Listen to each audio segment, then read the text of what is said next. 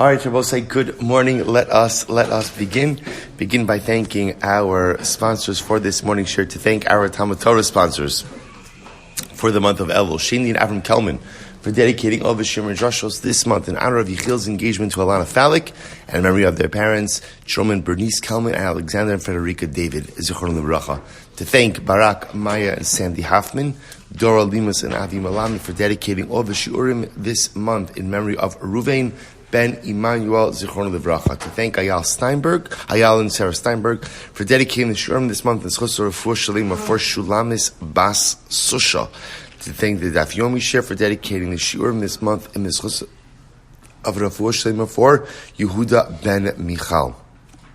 To thank our Week of Learning sponsors, Goldberg, sponsoring the Week of Learning in honor of the engagement of his grandson, Eli Bogart, to Rivi Goloskov. Mazel tov. And to thank our Day of Learning sponsors, Rivi Goloskov, in honor of his daughter Rivi's engagement to Eli Bogart of Baltimore. Mazel tov, mazel tov, mazel tov. Beautiful. Also, with that, let us begin. All right, we have a lot to do today, Baruch Hashem. Today's daf is Ayin 70. We are picking up on Samech Tes on the base 69b. Let's just pick up at the Gemara. Keep it simple, which is also where we left off, I think. So I just wanted to make it sound like we got a little further than we did. So we left off with the Gemara on Samech Tes on the base. So let's remember again, the Mishnah introduced us to a fascinating case of Hamashlish Ma'os Lebito. A man goes ahead and deposits money for his daughter in the hands of a third party. The daughter then says, daughter gets married, and again, as Rashi pointed out over here, in the Mishnah, the goal over here was that this was either to purchase a field, or for Nadunya, or for dowry purposes. The daughter goes ahead and says, give it to my husband, I trust my husband, he'll go ahead and take care of it. So remember again, we had a machlokes in the Mishnah as to what to do in such a situation like this. So ultimately again, Rabbi Meir says, no, the agent, the third party, was entrusted with a particular shlichus, he should carry through on that shlichus. Rabbi Yossi, on the other hand, says, look, at the end of the day, it's fine. So carry through on the shlichus, buy the field. Once she gets the field, what could she do? She could sell it anyway and give the money to her husband. So Lamaisa, what are you really saving by not following her wishes? Therefore, Rabbi Yossi says, if she wants the money given to her husband, ultimately, again, give it to her husband. The Mishnah then qualified that ruling and said, when is this true? With a Gedola, but ultimately, again, with a Kitana, her actions are meaningless. Now, we don't know what that phrase is going on. We're going to talk about that in the Gemara. Says the Gemara, Tanrabanan, Hamash l'shmos l'chos no likach men sadal libito. A man goes ahead and gives money to a third party, and the third party is in charge of purchasing a field for the man's daughter. So Reuven gives money to a shaliach to go ahead and purchase a field for his daughter Rachel. So ultimately, again, so if we heal Maris, Yinasnu Lebaili. So, and she says, listen, give the money to my husband. She says to the shaliach, just give the money to my husband. My husband will take care of everything. So the shaila is about say, what should we do? So minanisu and harishus biyada. From now, interesting, the Brisa qualifies this a little bit differently. After she's already had nisuin, so she's a fully married woman. So the Maisa, okay, so she has the rishus to say that, give the money to my husband. But ultimately, again, in erisin, the shaliach should not hand over the money. The shaliach should do as he was commanded. This is the position of Rabbi Meir. So also, Rabbi Meir's fundamental distinction is between erisin and nisuin. Erisin, we don't listen to the girl. The shaliach does what he was charged to do. Nisuin, he can give it over to the husband. Rabbi Yossi says, no. Hagidola, bein min hanisuin, bein min ha'erisin, harishus biyada. Kitana, bein min hanisuin, bein min ha'erisin, yasa hashlish, mashlosh lash biyada. So we'll say, interestingly enough, Rabbi Yossi, on the other hand, says, the distinction is not between the stages of marriage. The distinction is what? The age of the girl. If we're talking about a kitana, whether the kitana is in erisin or nisuin, lemaisa, the shaliach should do as he was charged to do. If she's a gedola, then whether it was erisin or nisuin, the shaliach should follow the instructions of the girl. My benayu. So we'll say, what's the nafkamina between these two approaches? First white line. Maybe you'll say the fundamental distinction is a case of kitana who is in nisuin. Rabbi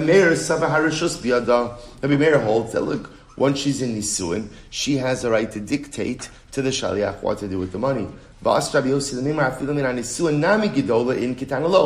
Yossi comes along and says, listen, it doesn't matter Nisuin Erisin. What matters ultimately, again, is the age of the girl. So even if she's in Nisuin, but she's a Ketana, we let the Shaliach hold on to the money and do as he was charged to do. However, here's the problem. Amos Seifa, remember again, let's go back to that strange last line of the Mishnah. What was the last line of the Mishnah? Aval b'ketana, ein ma'aseh ketana klum. But a ketana, her actions are meaningless. So man katonila. Who is the author, or literally again, according to whose position does that line make sense, or who's the author of that line? So if it's Rabbi Yossi, Hamiresha Shamas Mina, the Amr Rabbi Yossi, B'chi Eina Ela Sada, V'rotze L'machra, Harehu Mechura Min Achsha. Remember again, what did Rabbi Yossi say? Rabbi Yossi in the beginning of the Mishnah, listen, Shaliach, just give the money over to the girl, or give it over to her husband, because anyway, what are you going to do? You're going to buy a field, she's going to get the field, she's going to sell it and give the money to her husband anyway. So what are you accomplishing? So we'll say, for Rabbi Yossi to make that statement, he has to say what? Gidola de bas zevini in ketana de la bas zevini lo.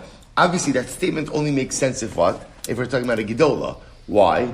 Because in order for Rabbi Yossi's statement to make sense, you have to be talking about a girl or a woman who has the ability to sell something, who has the ability to engage in transactions. Only a gidola, not a ketana. Ella, Rabbi Meir, rather it must reflect the view of Rabbi Meir. That last line must be in accordance with Rabbi Meir. And there's a piece missing from the Mishnah, and here's how you are to read the Mishnah. Here we go. When we say that the Shaliach should do that which he is entrusted to do, i.e., he was entrusted to buy a field for Rachel, for the daughter, he should execute that shlichus, and he should not just simply hand over the money to the girl. When is that true? Bigdola. I'm sorry. Mina irisin. When is that true? That's true when the girl is only in a state of irisin. Aval min hanisuin harishus piyada. But ultimately, again, if already Rachel is in nisuin, and she's saying, just give the money to my husband, he will take care of everything, then ultimately, again, the shaliach should follow her instructions. However, a further qualification, when is that true? That we listen to the girl from nisuin, right? When is that true? Bigdola, when she's an adult. Aval biktana ein maiseketana klum. I will say ultimately again. So now, what we see what just happened over here? A double qualification. So I will say. So ultimately again, when do we listen to the girl? Aleph, when it's nisuin.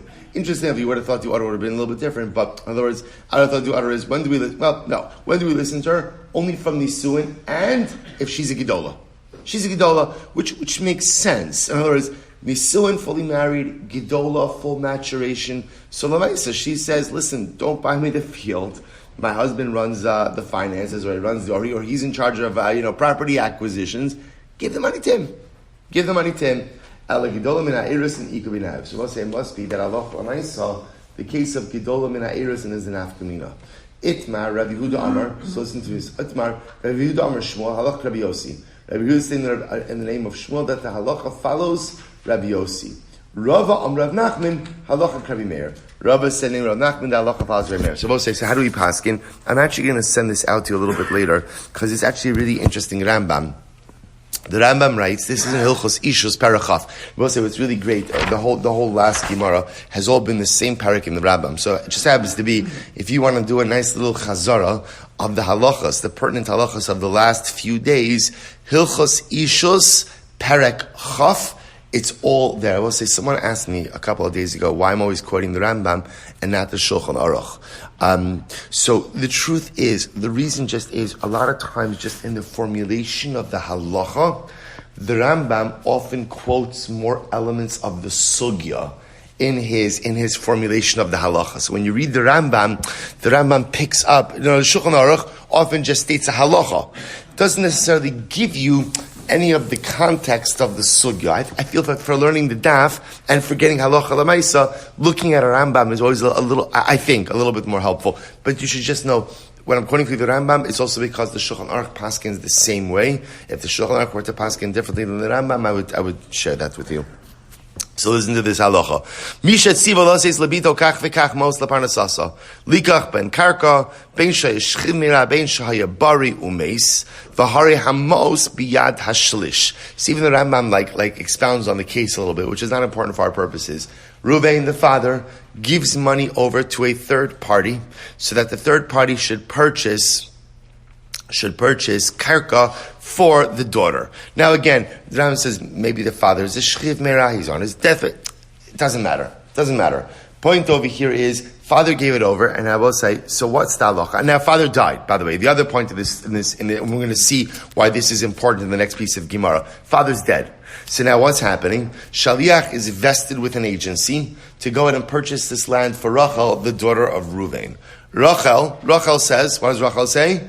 Just give the money to my husband. I don't want you, don't purchase property for me. Give the money to my husband, he'll take care of it. Va'amra habas tinu osam lebaili.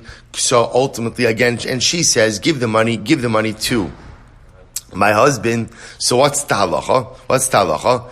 Im haisa gidola v'nises harashos biyada. So what's that Rambam Paskins? Which makes sense if you have both criteria are met, namely that she is a gidola and she has nisuin, we listen to her. V'madayin me'ureses. But however, if she's an arusa, even if she's a gidola, then what? Ultimately, again, yaseh shalish ma shehushlosh biyado. Ultimately, again, if she's an arusa, even if she's a gidola, ultimately the shaliach should do what he was entrusted to do. Similarly, v'im adayin kitanahi afilu nises in shomela. Similarly, if she's a kitana, even if she had nisuin, shaliach does not listen to her, but rather executes his agency. So therefore, Rabbi say the Rambam Paskins, just like the Gemara says, pretty much like Rabbi Meir, that halacha l'maisa, in order for her to get the money, she has to be a gedola and nisuin. If either one of those two criteria are not met, shalish, the shaliach holds on to the money, executes in accordance with the wishes of Reuven. Beautiful. Let's go right there. We'll say an interesting story here. Ilfa talanafshe be'iskarya demakusa. Ilfa was suspending himself from the mast of a ship. Okay? Now watch this. What did he say? Amar, Ika da'asi da'amrli milsa de'bei Rabbi Chia Rabbi Yoshia. If anyone could come and tell me a ruling of Rabbi Chia Rabbi Yoshia, v'lo pashitno le'bimas nisin, and I can't find a support for their ruling from a Mishnah, nefila me'iskarya v'tavana. I will let myself fall from the mast and drown in the sea. All right, shtickle drama over here, right? So what is this? So first of all, I say, take a look at Rashi. Ilfa Shem Chacham is the name of a Talmud Chacham. Talanav Shei Gufa de Uvda Mesechas Tanis Mishum Da Svul Rabbi Yochanan Bereisha Kishalach Ilfa B'Schora. So I say, so now listen to this. Listen to. So look at the Amar Kalman Da'asi. Look at Rashi. So Rashi says there is something absolutely amazing. Rashi says, why is he suspending himself in the mast of a ship? Kilomar, Afa pi shalachti b'schora, lo shachachti talmudi. I will say, this is so incredible. What does the ship represent? Commerce. Ilfa went into business. The previous Rashi records the whole discussion of Mesechus Tainis, ultimately, again, that Ilfa could have been the Rosh Yeshiva, but he went into business, and instead they appointed Rabbi Yochanan as the Rosh Yeshiva. So I will say, this is incredible. When Ilfa was suspending himself from the mast of the ship, essentially what he was showing was, the fact that I went into business in no way diminished my excellence in Torah, which I will say is such a profound idea, that sometimes we think that in life, there's like an either or. Either I could be a great Talmud Chacham, and that's like to the exclusion of being part of the world, right? To the exclusion of having a career, to the exclusion of being financially successful, or I could be financially successful and be a part of the world and be accomplished. But that's to the exclusion of my Torah knowledge. Now the truth is, both sides, the Gemara, I've mentioned this before, the Gemara has a beautiful expression of lo kol adam ochel al shtei shulchanos. Most people don't eat at two tables. What are the two tables? The two tables, one table is the table of spiritual accomplishment, Torah accomplishment. The second table is the table of financial accomplishment. Most people don't eat at both tables. I will say the reason why most people don't eat at both tables is why? Because most people don't push themselves hard enough.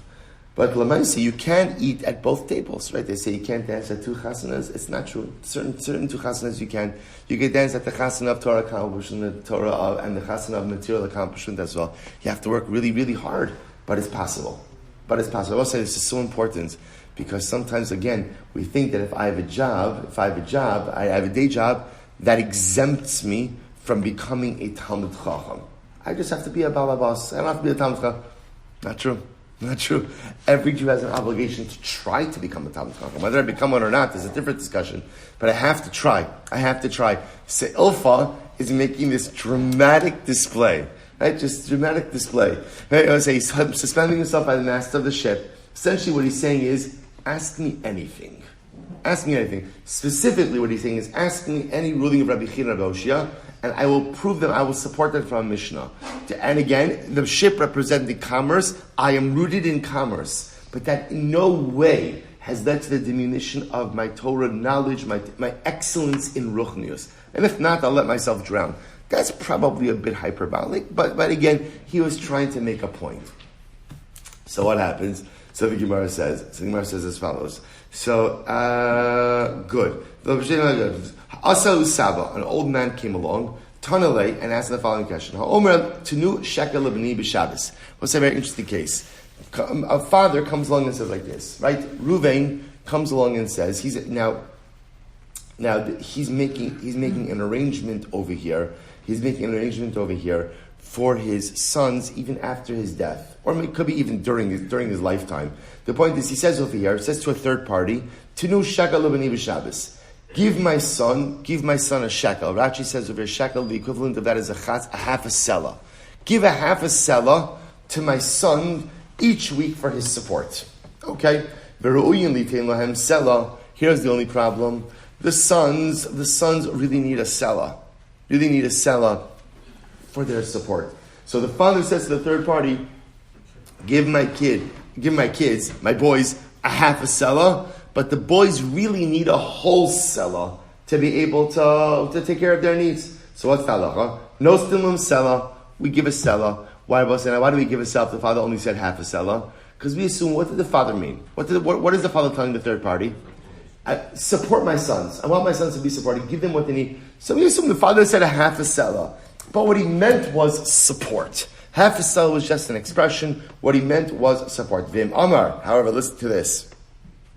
Now Rashi says over here, no some subject at the Y lines of Rashi, 3 lines when they get Y. Di havayada sheis yakru. Hamazonos heitzarchelu selah lo hava amar. Had the father known that food became more expensive, he would have given his sons the full selah. However, listen to this. However, Vim Amar al titnu lahem ela shekel. Listen to this. If he phrased it differently, if he said, do not give my sons more than a shekel. So we'll say, in this case, what he's doing is, you see, when the father says, give my sons the shekel, we kind of look at that statement as a floor. This is what I think they need, but should they need more, give them more. When he says, do not give my kids more than a shekel, then that statement is what? A ceiling. And if it's a ceiling, you can't give them more than a shekel. Listen to this. Vim Amar imesu yeshuachirim tachtayim. Listen to this. If the father says that if my sons pass away, I want so-and-so to inherit the right to that shekel, then bein shamar tenu, bein shamar al titnu, inoslim ela shekel. Then whether the father said, give them a shekel, or don't give them more than a shekel, we only give them a shekel. Why? Here's what's interesting. Because since the father explicitly articulated about what happens with this support if his sons were to die, and he's assigning that interest to someone else, indicates to us what? That he wants something residual left in the estate.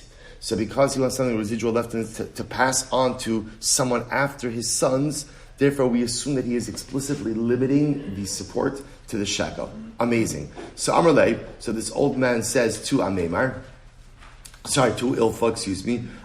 Amrle Hamani, or I should say Amemar says back, who is this? Top of Ayin, Rabbi Meir. This is Rabbi Meir. The Amar mitzvah l'kayim divrei hameis. Right, Rabbi Meir is of the opinion that halacha l'maisa Halacha l'maaseh, it is a mitzvah to go ahead and uphold the words of the deceased. Amar Rav Chisda, Amar Okva, Hilchasa. The truth is, the real halacha is bein she'amar tnu, bein she'amar al titnu, nosnin lahem kol tzarcham.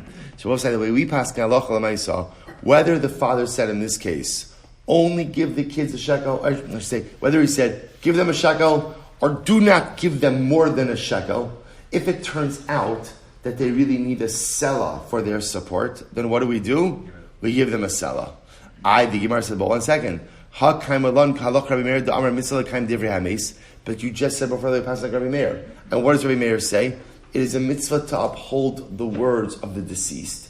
And Abba said, let's go back for just a moment. If the father said that what? Do not give them more than a shekel, then how can you add on to that? Listen to this.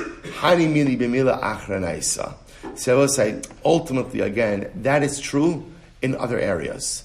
Aval baha menach nayechle. See, I will say, at the end of the day, if a father is stipulating support for his sons, then bepashtus, what does he want? What does he want?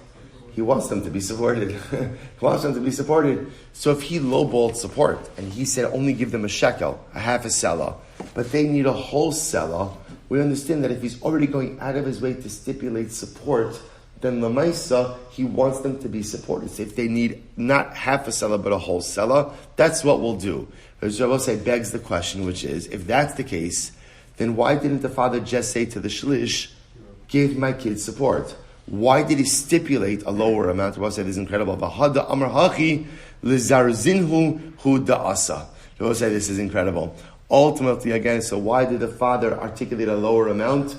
Because he doesn't want his sons to simply rely on handouts. In other words, he said a lower amount in order, look at Rashi for just a moment, Lazar Zinu, Sheyachseru Achar Mizonosehen, V'shelo Yurav Sanin. Number one, he wanted them. In other words, it's good for a kid to think that the trust fund doesn't have all of the money he needs, right? It's good. It's good. So it's good for the son to think, my father left me an allowance, left me an amount, but it's not enough, right? I'm going to have to hustle a little bit. It's good to hustle. Furthermore, that's Aleph, number one. Number two, the kid shouldn't eat whatever he wants. He should think twice about what he's spending money on.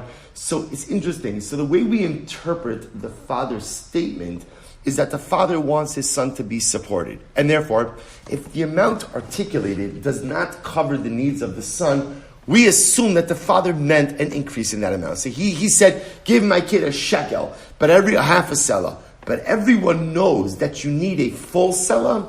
Okay, that's the amount we're going to give them. But father, why don't you just say what you mean? There's an element of chinuch over here.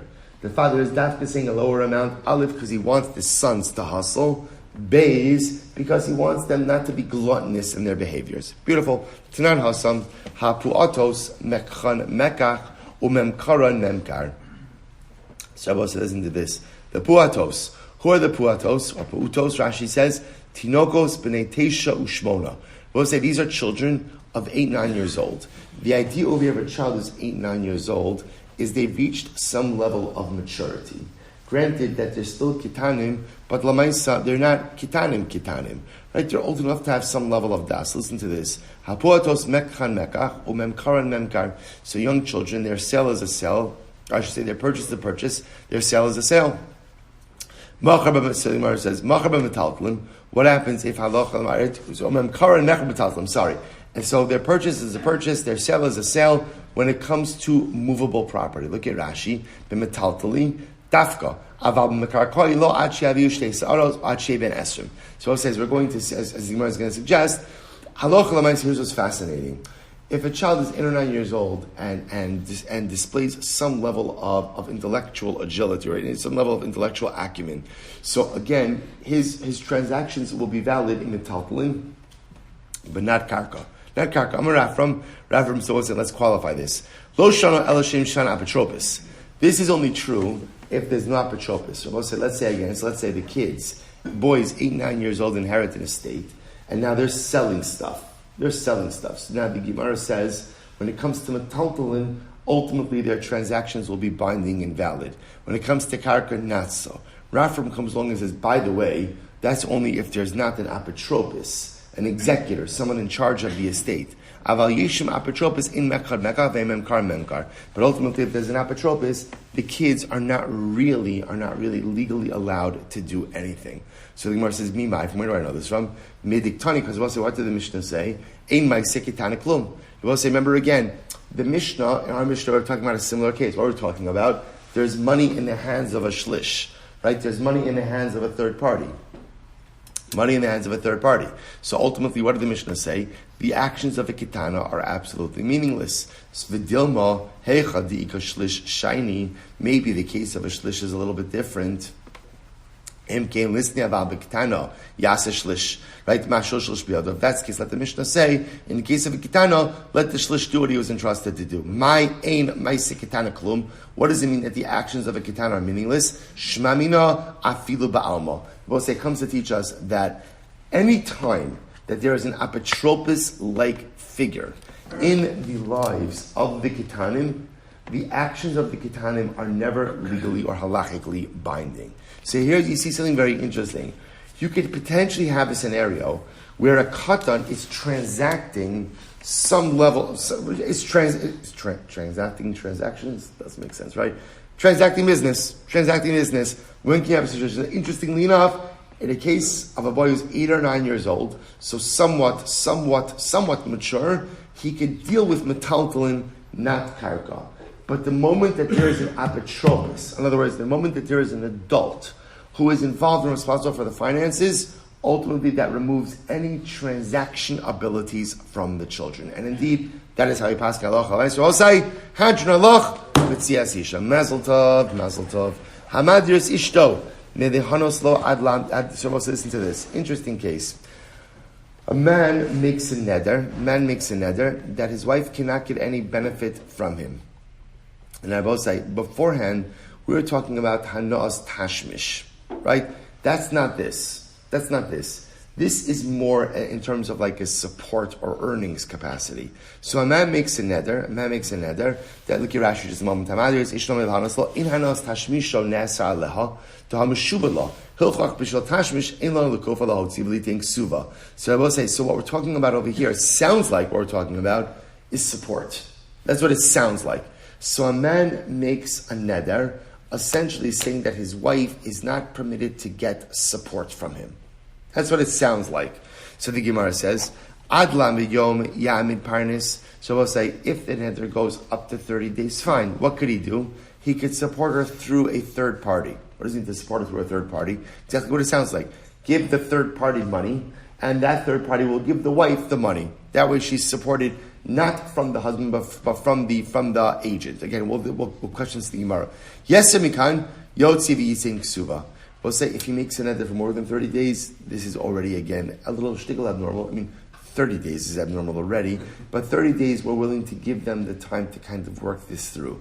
More than 30 days, the Gemara says this is not a sustainable marriage, and therefore the halach is he has to divorce her and ultimately pay her ksuva. Okay, so the Gemara says, Rabbi Yehuda says, well, it depends. B'Yisrael chodesh echad yekayim mushnayim yotzi, right? V'ting ksuva. So we'll say, Rabbi Yehuda says, he makes an interesting distinction. If it's Yisrael, inachinami, we'll go like this. If the neder is for 1 month, ultimately, again, he could sustain her through a third party. More than 1 month, you have to divorce her, give her a ksuva. B'kohen, shnayim yekayim mushloshe yotzi v'ting ksuva. By a kohen, if the neder is up to 2 months, ultimately, again, will allow him to do this, to sustain her through a third party.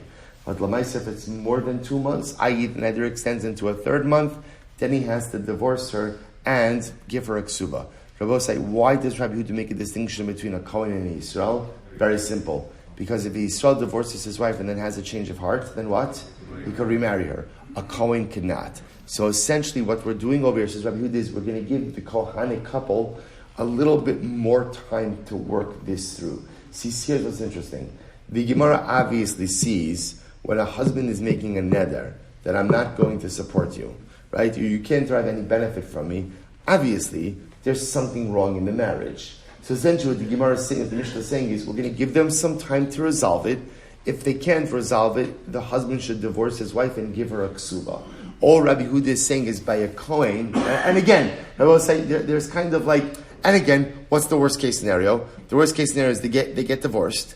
They have a change of heart. They can get remarried, assuming she doesn't marry someone else in the interim. They can get remarried. By a Kohen, where you don't have that recourse, you don't have the ability to get back together after divorce, Rabbi Yehuda just says, give them a little bit longer of what?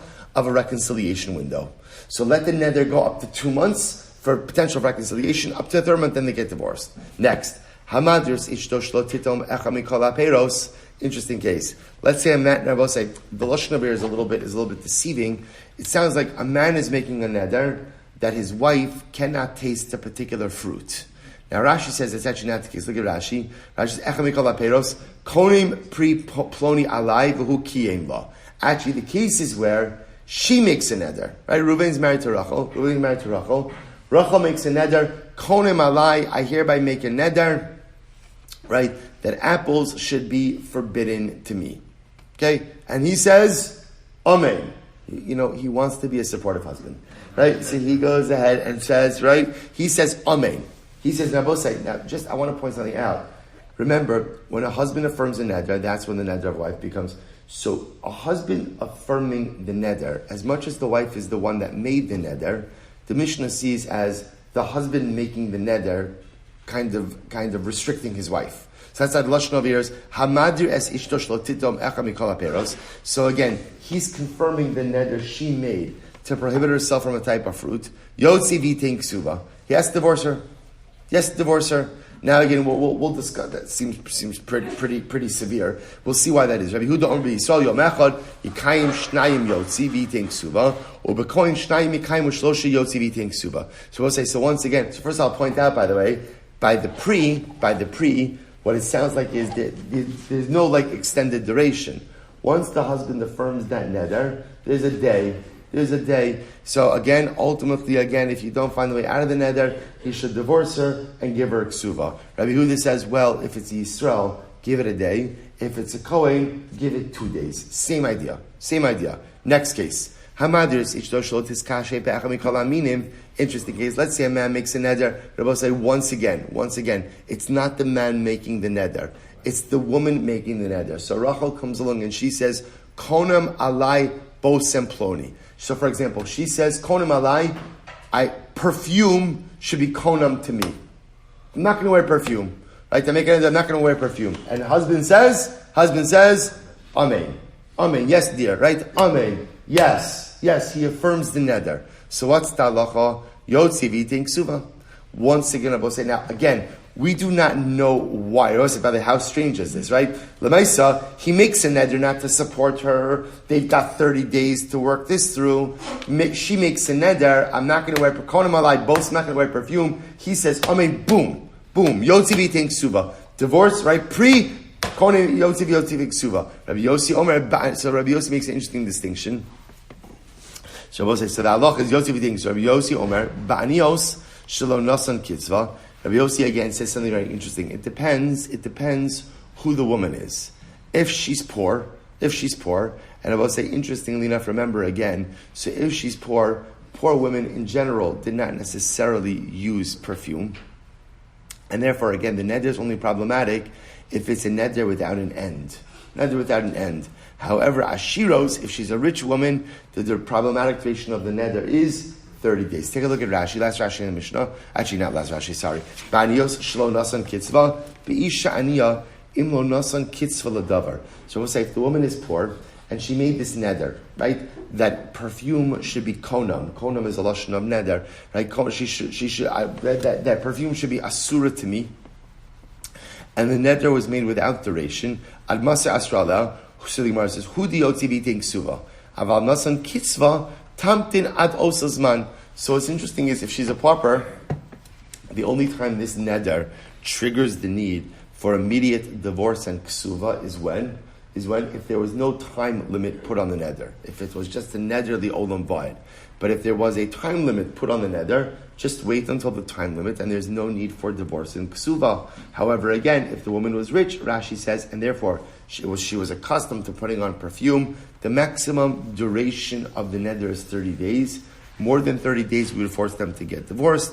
less than 30 days, ultimately we are now the neder to kind of play out. Good. Let's go back. So we'll say we're going to focus now on the first part of the Mishnah. What was the first part of the Mishnah? A man makes a neder to what? To prevent his wife from getting benefit from him. And we're understanding benefit now as what? Mizonos, support. So what did the Mishnah say? What did the Mishnah say? As long as the neder is not more than 30 days, right? What can he do? He could support her through a third party. So it says the Gemara, one second. How can a husband make a neder not to support his wife? He's obligated to support his wife. And I've said we've learned this concept before, that when you make a neder to undermine a pre-existing obligation, what's the status of that neder? Null and void. So what's going on over here? Is he believed? Is he allowed to undermine a pre-existing obligation? Vatanan, we learned, here we go. If a man goes ahead and makes a neder, konam, that I'm not going to support you, you don't have to even annul such a neder. Why? Why, Abosai? Because it's invalid. It's invalid. You can't make a neder that runs against a pre-existing obligation. Alma, given the mishab delay, lav. This is the opposite case. In other words, this is where she makes a neder not to go ahead and bring in certain things to the household. I'm not going to do my domestic responsibilities or bring in whatever. So I will say, again, such a neder is void. Why? Because halacha lemaisa, there's a pre-existing obligation. Therefore, again, Amo given the mishab delay, lav kol kamini de mafkalel shibude. Hachanami, given the mishubad law, lav kol kamini de mafkalel shibude. So what's going on over here? So how could a husband make a neder? I hereby make a neder, right? I vow it is usher for me to give any benefit to you. I can't support you. What are you talking about? You have a pre-existing obligation. If a neder butts up against a pre-existing obligation, the neder is void. See, here's what's interesting. I will say. The Gemara says, well, there are scenarios where a husband doesn't have to support his wife. What are some scenarios like that? Where he says to her, listen, keep your earnings, and ultimately, again, I am free from giving you mizonos.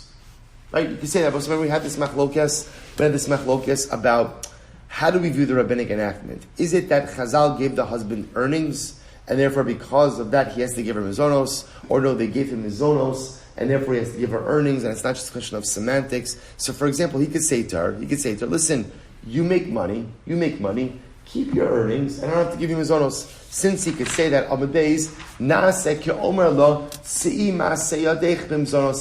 Sefer Avosai, here's what's interesting.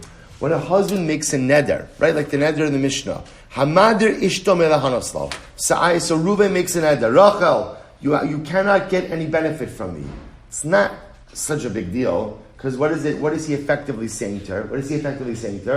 Si ma'aseh lim zonosech. Keep your earnings. And when you keep your earnings, ultimately again, I am freed from a mizonos obligation. Okay, then misalaha. So I'll say, but if that's true, what about the following statement? So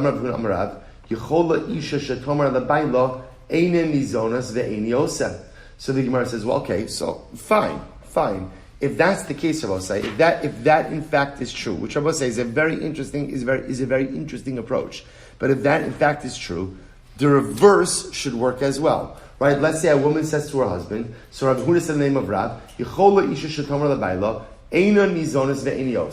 right? Ultimately, again, I'm not accepting mizonos from you, and therefore I'm going to keep my earnings. Then I both say, when she makes a neder, right? She says to her husband, I make a neder that I can't give you any benefit. Remember, what did we just say before? When a woman makes such a neder, she doesn't even have to annul the neder. The neder is void. Why is the neder void? Because it runs up against the pre-existing obligation. But one second, you just said that when the husband makes the equivalent neder to his wife, it works. Why does it work? Because it's as if he's saying, keep your earnings, and I'm not going to give you mizonos. Why don't we say the same thing over here? When she makes the neder, it's as if she's saying, keep your mizonos, and I'm going to keep my earnings. Why isn't it a valid neder which requires revocation? To which the Gemara says, since she could say, I'm not going to take your support, and therefore I'm not going to give you my earnings. So what's going on over here? Elo lo tema nasa. So this is very interesting. Rather, ultimately, again, so we must remember again, let's keep our eye on the ball. What are we trying to figure out over here? Mishnah began with a case, right? What was the first case of the Mishnah? A man makes a neder prohibiting himself from giving any benefit to his wife. Giving any benefit, we're understanding means what? Means what? Support. Mizonos. How can you even make such a neder like that? How can you make a neder like that? After all, again, you're making a neder that undermines a pre-existing obligation for a husband to support his wife. So the Gemara wanted to suggest originally, when he makes the neder, that's the equivalent of saying what? Of saying what? Keep your earnings. Keep your earnings and use it for your mizonos. The problem with that explanation is then that should work in both directions, and it doesn't work in both directions. So Ella lo tema naaseh Ella ba'omer lo sei maaseh yadech mizonosech. No. The Gemara says that's the actual case of the Mishnah. The case of the Mishnah where we say that a husband makes a neder prohibiting his wife from getting benefit is where he actually says to her, so we wanted to say making the neder, it's like he says to her. The Gemara says, no. What's the case of the Mishnah? It's like he says to her, but rather what? He says it. He says it to her. Keep your earnings, and I'm not going to give you mazonos. If that's the case, ihachi parnes lamala. So we'll say, why is there a need for a third party? Remember here, what did the Mishnah say? Man makes the neder, I'm not going to support my wife. So what does he do? For 30, assuming it's within 30 days, right? He goes out and supports her through a third party. But one second, if he's saying to her, keep your earnings, and I'm not going to support you, then why is there any obligation for a third party? Why does he have to support a third party? So the Gemara said, b'dalo sapka. Ultimately, we'll say, why? It's a case where her earnings do not generate enough money for her own support. And therefore, again, what is he doing over here? What is he doing? He has an obligation to make up the shortfall. He'll say, but one second, let's go back for just a second. If halacha l'maisa, so let's play this out. If halacha l'maisa, right, we're saying now, what's the case? He's saying to her, keep your earnings. I'm making a neder. Husband, right, Reuven's making a neder. Rachel, I'm making a neder that you can't get any benefit from me. I'm not going to support you. And essentially, what he then says to her is, keep your earnings in lieu of the mazonos. But if now we're talking about a case where Rachel does not earn enough money to support herself, so we're back to our original question, then how does the neder work? Because the neder is still undermining his pre-existing obligation. To which the Gemara says, no, what's the case? When we say ultimately again, she can't support herself, what it means is, Amar Bashi, the misapakes ledvarim gidolim, ve'ena misapakes ledvarim kitanim. She makes enough money to take care of the big things, but not enough money to take care of the small things. Okay, so by the way, what exactly are small things? Right? Hani dvarim kitanim, hey chidami. Let's say, what are these small things that we're talking about? We'll say, if these are small things that are just part of her lifestyle, then ultimately, again, small things are big things. And if she's not accustomed to them, then why would the husband be obligated to make up the shortfall? Here we go. This is fascinating. The kamagal, so let's listen to this. The small things are small. Again, the Gemara still doesn't define what small things are. But let's listen to this. These are small things. These are small things that ultimately, again, she was used to going ahead and receiving in her husband's home. Watch this. I'll say this is incredible. The kamagalgala ba'adei. So we'll say ad ha'idna delo adrasan galgila ba'adach. We'll say listen to this. So these are things, that she was used to from her family's home. Listen to this. Used to from her family's home. So listen to this. Well, it's an incredible Gemara. So she says, she engages him in the following conversation. She says, Ata ibna de lo adartan galgalina bahadach. Hashta da adartan lo matzina de galgal bahadach. So she's, well, it's incredible. She says to him, listen, when we were living together and you didn't give me these small things, it's fine. We were living together. We were a team.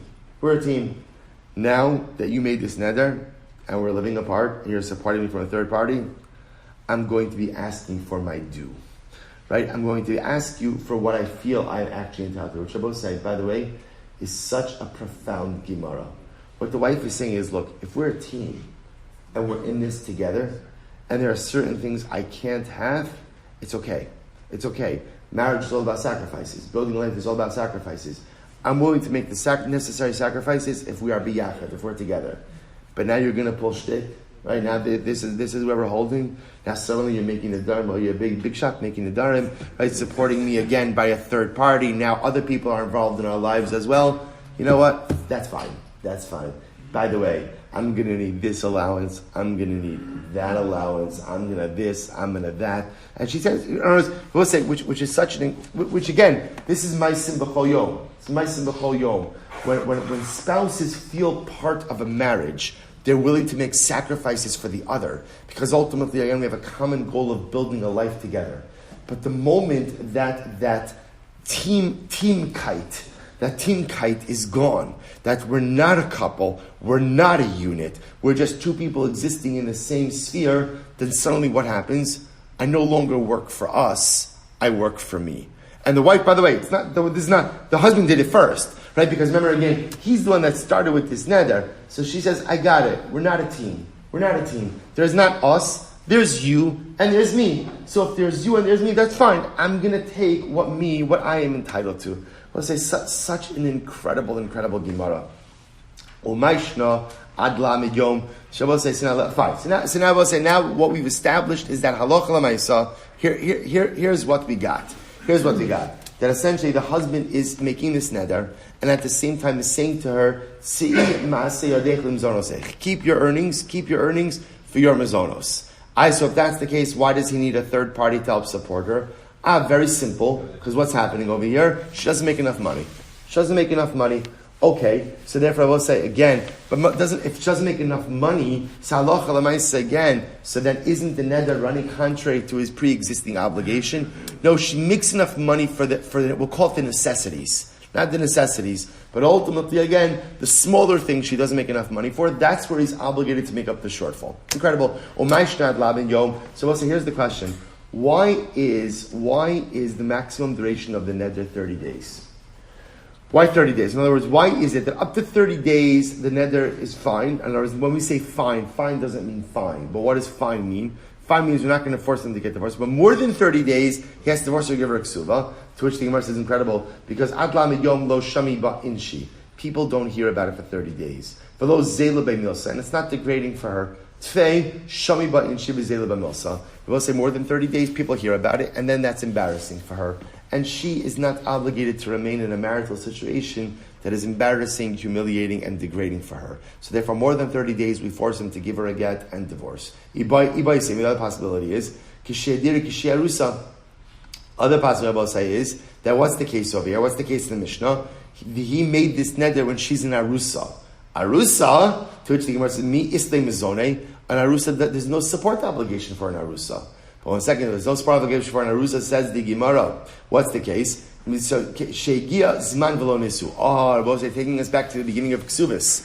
I will say, what's the case? The case is where halacha l'maisa, she's in Arusa, remember again, but the time for Nisuin came along, and what happens? He didn't marry her. I will say, what happens if the year elapses after Erusin and the husband doesn't marry the wife? What happens? Support obligation is triggered. It's not. First one line, I will say, Higias man velo nisu. If the time for Nisuin came along and they didn't get married, Ocheles Michal v'Ocheles b'truma.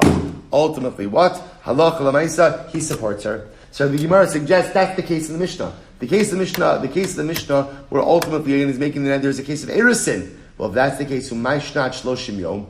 We'll say, so ultimately again, so why only 30 days? So in other words, why is the neder capped at 30 days? To which the Gemara says, this is incredible. Ad shloshim yom avid shliach shlichusei. Tfei lo avid shliach shlichusei. We'll say this is profound. Because remember again, what happens during the 30 days? The wife is supported through a third party. Now we'll say, what's the maximum amount of time that you could depend on the shliach to do a shlichus? 30 days. We'll say, by the way, what a profound piece of human nature. People have difficulty with consistency. By the way, when we say people, right? Whenever we say people, right? People always sounds like you're talking about someone other than yourself. Right? I will say, what is the greatest struggle we all have in life? Is consistency. So Gemara says human nature is most people can be consistent in performing a task for up to 30 days. More than 30 days, that's where inconsistency kind of comes in. So therefore, a man, now this Rachel's support is dependent on the consistency of the shaliach.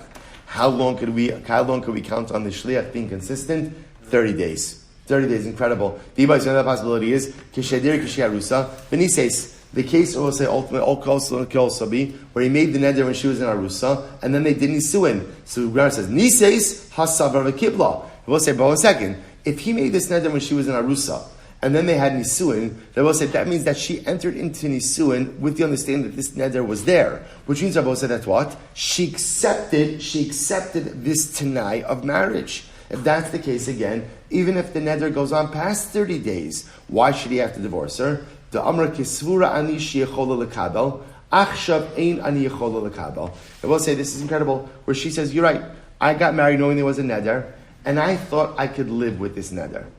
I thought I could live with it. Now I got married, and I realized that what I can't live with it." To which the Gemara says, "Emer daminon haki gabi mumin le'in mezonim yaminon." So I will say, I understand. I will say, by the way, we're going to see this. That is an interesting thing. If a woman marries a man with a mum, and then after they get married, she says, "You know what? I need out. I can't do this." We said, "What do you mean you can't do it? You knew about the mum before you got married."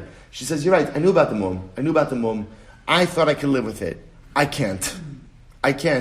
So I will say, it's only in mumin that we accept such a tender like that. In finances, we generally would not. In other words, if she gets married with this neder intact, halacha says she knows about it. She gets married, she accepts it. She can't turn around and then say, "Oh, I can't live with it." Rather, the Gemara says, "Elo mechabarta kiddushna meikar." Therefore, the Gemara says, "You're right. We advanced 3 different answers to understanding the Mishnah. The first 2 work, the last one doesn't." Rabosai, we will stop over here for today. Shkoyach.